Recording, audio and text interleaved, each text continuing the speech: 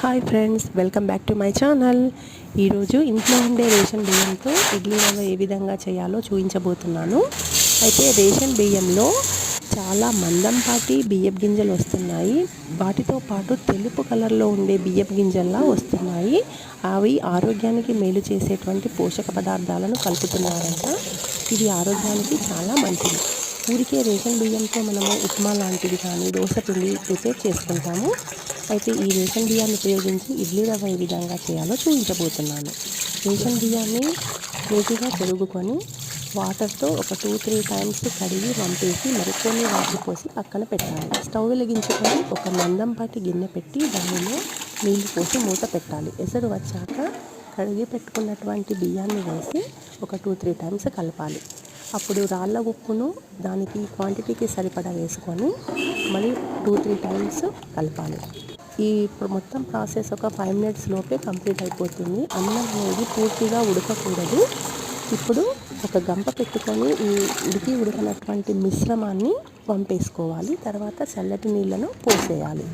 ఒక మందంపాటి చెద్దరు కానీ ఒక క్లాత్ కానీ తీసుకొని బియ్యాన్ని బాగా పతలాగా నేర్పుకోవాలి. అయితే ఇవి పూర్తిగా ఆరడానికి ఒక 5-6 డేస్ పడుతుందండి.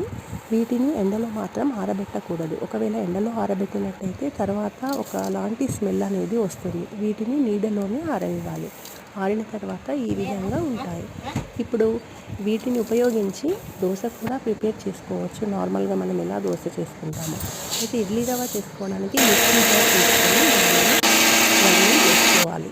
గ్రైండింగ్ చేసుకున్నటువంటి మిశ్రమాన్ని జల్లెడ ద్వారా జల్లించుకోవాలి. ఈ విధంగా జల్లించుకోవడం వల్ల పిండి అనేది కిందికి పడిపోతుంది.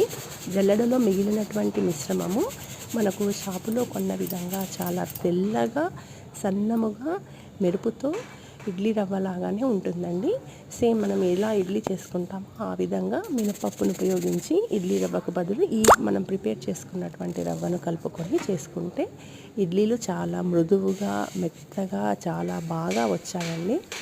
అయితే ఈ విధంగా అంతా ప్రిపేర్ చేసుకున్న తర్వాత ఆ ఇడ్లీ రవ్వ మిశ్రమం అనేది పూర్తిగా చల్లారిన తర్వాత మాత్రమే డబ్బా మూత పెట్టి పక్కన పెట్టుకోవాలి. ఈ మిగిలినటువంటి పిండిని ఉపయోగించి మనము ఒక స్పెషల్ ఐటెం కూడా తయారు చేసుకోవచ్చు. దాన్ని నెక్స్ట్ వీడియోలో